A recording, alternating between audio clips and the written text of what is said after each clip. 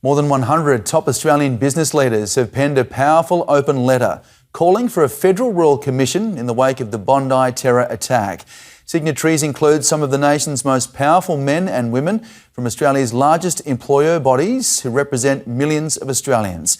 We're joined right now by Dvir Abramovich from the Anti-Defamation Commission. Dvir, good afternoon. Thanks for being with us.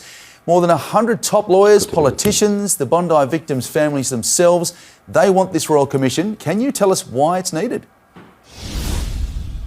Well, first of all, I want to say that leadership is about listening. And the Prime Minister is not listening. He needs to do the right thing.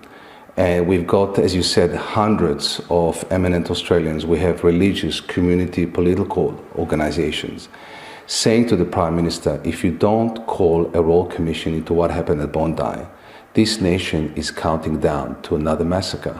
This is what happened in Sydney, Alex, was a stain on the country, and the country needs cleansing. And the only way to get to the truth of how we got here is through a Royal Commission. This is not about blame, and a Royal Commission is not just about looking into the past, it's also about looking into the future. We need to understand why and how warnings were ignored. We need to understand how anti-Semitism and incitement against Jews over the last 2+ years went unpunished. We need to understand how Islamic radicalism has grown. We need to understand how two evil men were able to get guns and murder 15 people. And the Prime Minister, Alex, has a choice.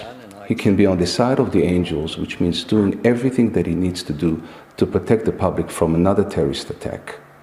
Or he can be on the side of politics, which is hiding behind an internal review, managing risk, choosing a safe, tidy solution. And we have 15 graves.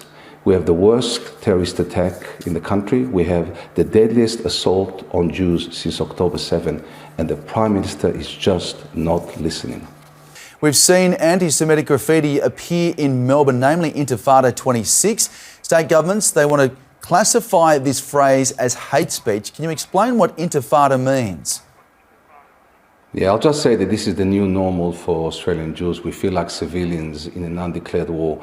Intifada 2026 means violence and terrorism against Jews. Plain and simple, it's about killing Jews. And the fact that it comes a few weeks after the Bondi massacre tells you that what happened in Bondi is not going to stop these people with their violent rhetoric. And they're telling us what's coming next. And you know, Alex, the bloodlust of anti-Semites is never satisfied with just one mass murder. They're always looking for another target. And this insanity, this targeting and singling out of Jews has to stop, all of it. Dvir, after everything that's happened in recent weeks, does the Jewish community feel safe in your eyes?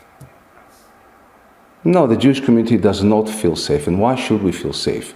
When Jews are massacred on a beach, when a 10-year-old is killed, when we have for the last 2 years and more been described as evil, as subhuman, as degenerates, as genocidal killers, when we are being targeted on a daily basis, we do not feel safe in this country. I've lived here for 38 years and I've never felt so unsafe and so vulnerable. Dvir, you're a leader in your community, and thanks so much for being with us this afternoon. Appreciate the opportunity. Thanks.